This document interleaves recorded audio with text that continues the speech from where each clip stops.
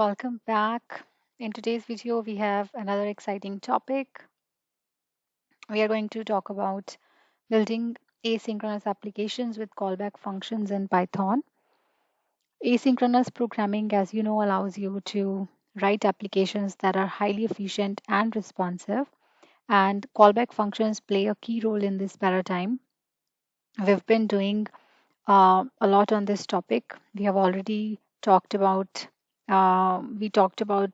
the use of callbacks in async along with certain applications. And before we dive into building asynchronous applications with callback functions, let's quickly review what asynchronous programming is. And I know I've been talking about it a lot, but I understand it's a new topic. It's a technique that enables us to perform multiple tasks concurrently without blocking the execution flow. It is also well suited for tasks that involve waiting for input output operations. And callback functions, you already know.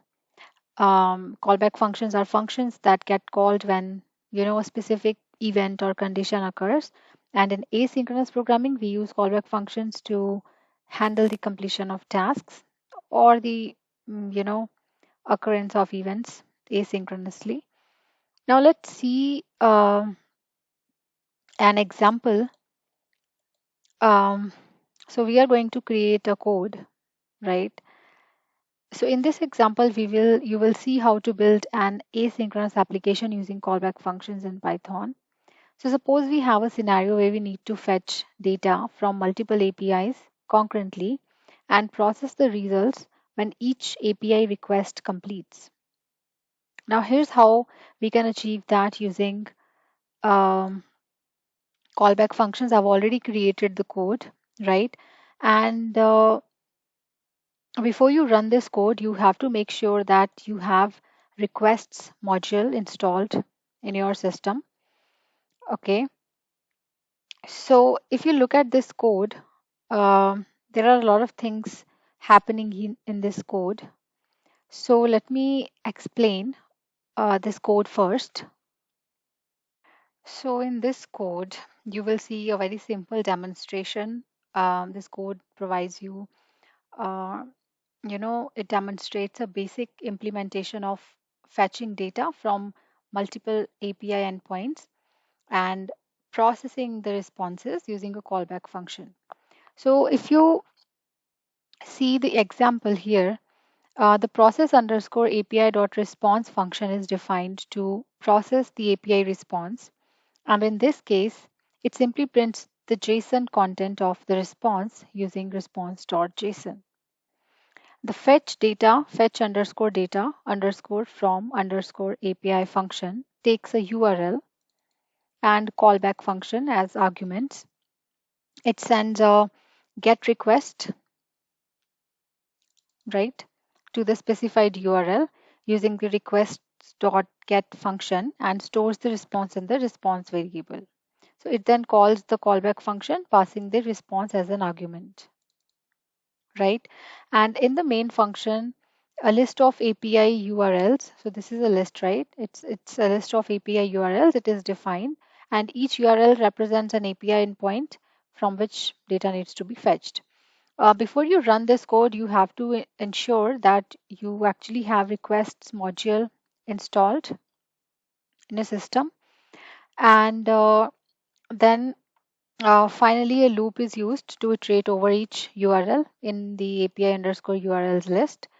And for each URL, the fetch underscore data underscore from underscore API function is called with the URL, and the process underscore API underscore response. This function is used as an argument, right? This means that after the data is fetched from each URL, this function, process underscore API underscore response function, will be called to process the response. Now, when you execute the main function, it will iterate over the URLs, fetch data from each endpoint, and process the responses using the process underscore API underscore response function. Okay, so there are all the necessary modules are requests module. It has to be imported. So please make sure, because when I first ran this program, it showed the error that you don't have requests module. And then I had to, install it on my system. I had to upgrade my, so you know the command, right? You can install it using pip command, right? You can actually check also using pip command whether it is already installed in your system. And now let me go through this example again. Let me give you a line by line explanation. So first we have import requests, and this line imports the requests library, which is a popular library in Python for making HTTP requests. Second, DEF, process underscore API underscore response. This line defines a function called process underscore API underscore response that takes a parameter called response, and this function is responsible for processing the API response. Okay. Then the print statement, this print statement, it is printing a message indicating that the API response is being processed. It also calls the JSON function, JSON method on the response object to retrieve the JSON content of the response. In the next function, this line defines a function called fetch underscore data underscore from underscore API. So it takes two parameters, URL and callback, and this function is responsible for fetching data from the API. And in the next statement, response equals to request.getURL. This line sends an HTTP GET request to the specified URL using the requests.get method. It assigns the response object to the variable response. Okay. And in the next statement, we are calling callback function. So we are calling a function, callback function using we are passing this response object as an argument. And the purpose of this statement is to invoke the callback function and pass the API response to it. Okay. And when we are defining the this one main function, in this statement, we are defining the main function, which will serve as the entry point of the program. Very simple, right? And this API URL is actually a block of code. It is a list, right?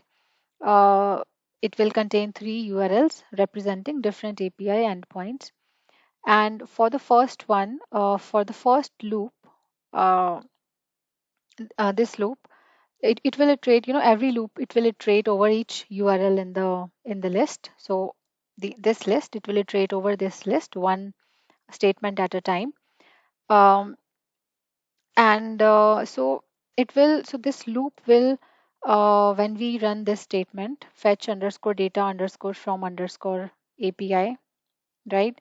This line calls the fetch underscore data underscore from underscore API function, and it will pass the current URL and the process underscore API underscore response function as an argument.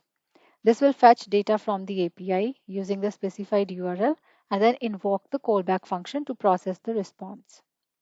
And then you are calling the main function, right? It will trigger the execution of the program. Okay. So in a nutshell, we are importing requests library. We are defining functions to process API responses, and we are fetching data from the API. We are also creating a list of API URLs, and then we are iterating over the URLs, and then we are fetching data from every API URL, and then you need to process the response using a callback function. The main function is serving as an entry point here. I created this program because I received a request from one of the subscribers. They asked how uh, callbacks can be used in async uh, codes, include using while if you need to create some applications where we have to work with APIs and URLs. So this is how you work with them. And I hope it was clear. If you still have any doubt, you can always ask. And I will see you in the next video lecture. Till then, take care.